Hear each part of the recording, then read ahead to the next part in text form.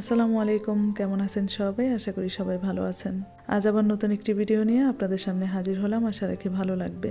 ভিডিওর শুরুতেই দেখছেন আমরা কাজ করছি। আজকে আমার বাহিরে যে রান্নাঘর, সেই রান্নাঘরটা একদম ধুয়ে মুছে পরিষ্কার করব। তবে এটা করা সহজ ছিল না, খুবই কঠিন একটা কাজ ছিল। এটা করতে গিয়ে আমাদের সাথে কি কি হয়েছে অবশ্যই ভিডিওতে বলবো। ভিডিও শেষ পর্যন্ত থাকেন।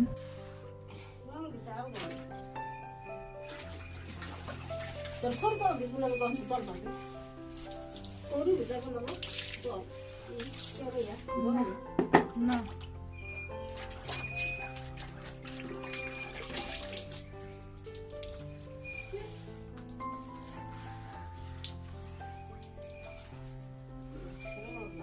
কি রং?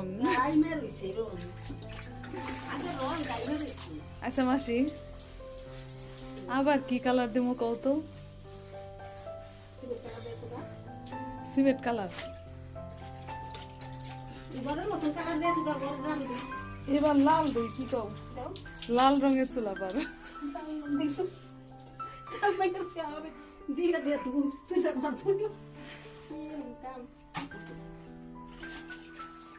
রান্নাঘরটা পরিষ্কার করেছি আমরা দুজন মিলেই। তবে সেরকমভাবে শেয়ার করতে পারিনি, কারণ ক্যামেরাটা ধরার মতো লোক ছিল না।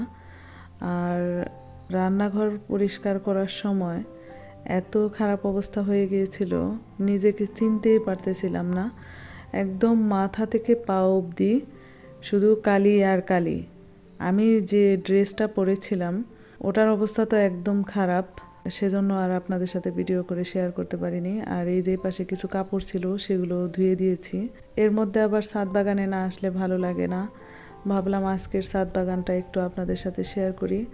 আজকে গ্যাজেনিয়া ফুল এত সুন্দর ফুটেছে, দেখতে পারছেন একদম টব ভর্তি ফুল আর ফুল। এর আগে এক ভিডিও দেখে অনেক আপুরা বলেছে যে তোমার কাছ থেকে ফুল গাছের নাম জানি।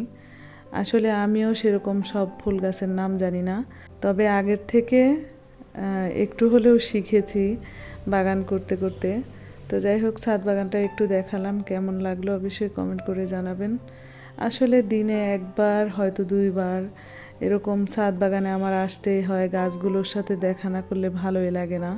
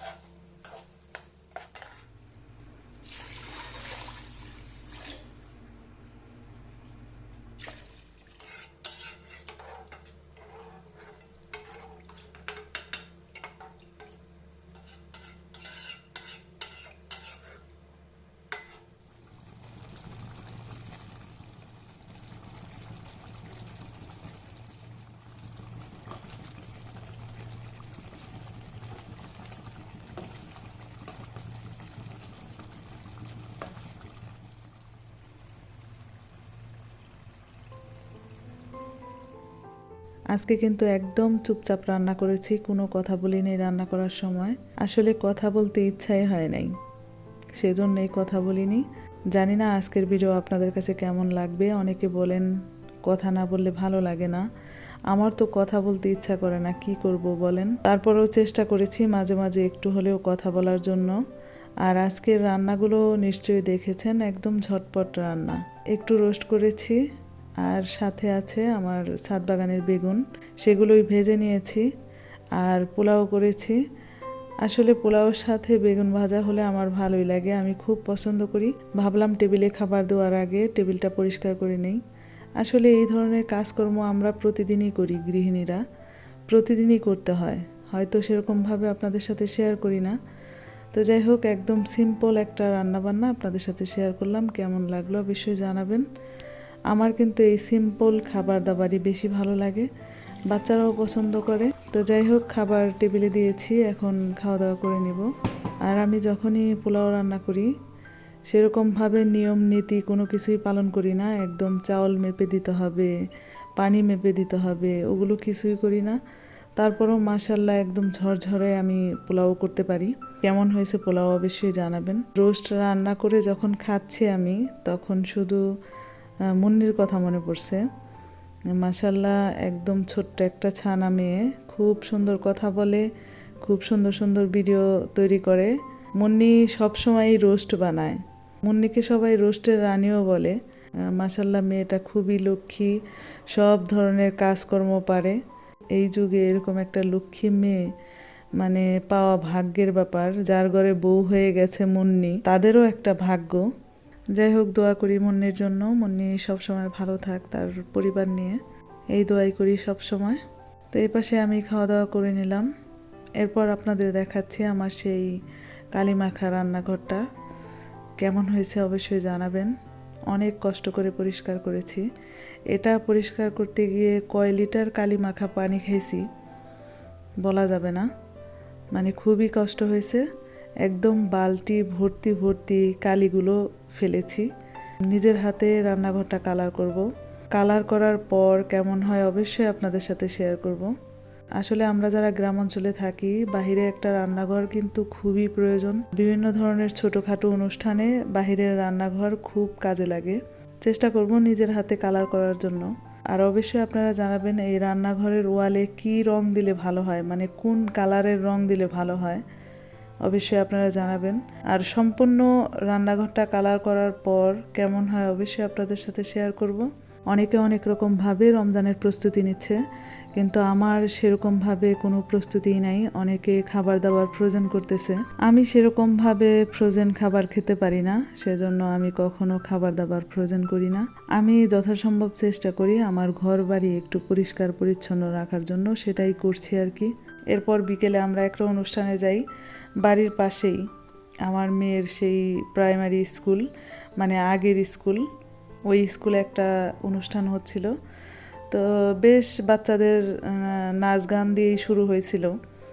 পরবর্তীতে এমন অবস্থা হয়, খুবই খারাপ অবস্থা হয়ে গেছিল। ভিডিও শেষ পর্যন্ত থাকেন তাহলেই বুঝতে পারবেন। আপনারা অনেকেই জানেন বাংলাদেশের বিভিন্ন অঞ্চলে ঝড় বৃষ্টি অনেক ক্ষয়ক্ষতি হয়েছে।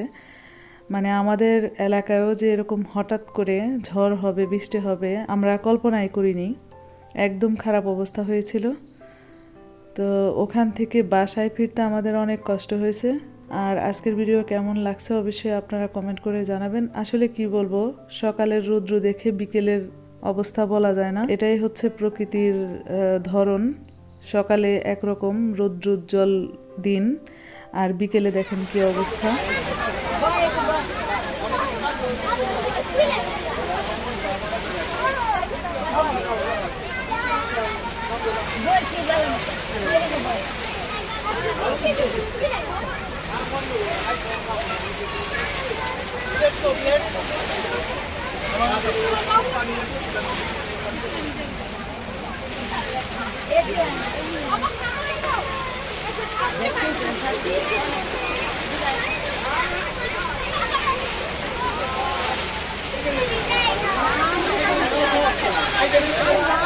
We'll go.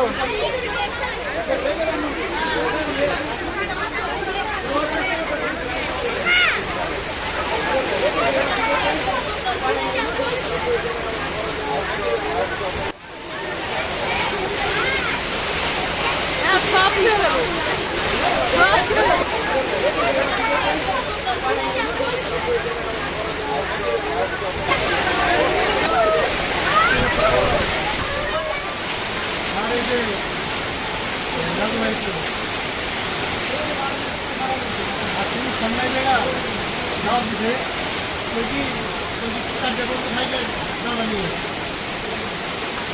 এমন দিকটা এগুলো সামনে কথা ভাঙতে হয়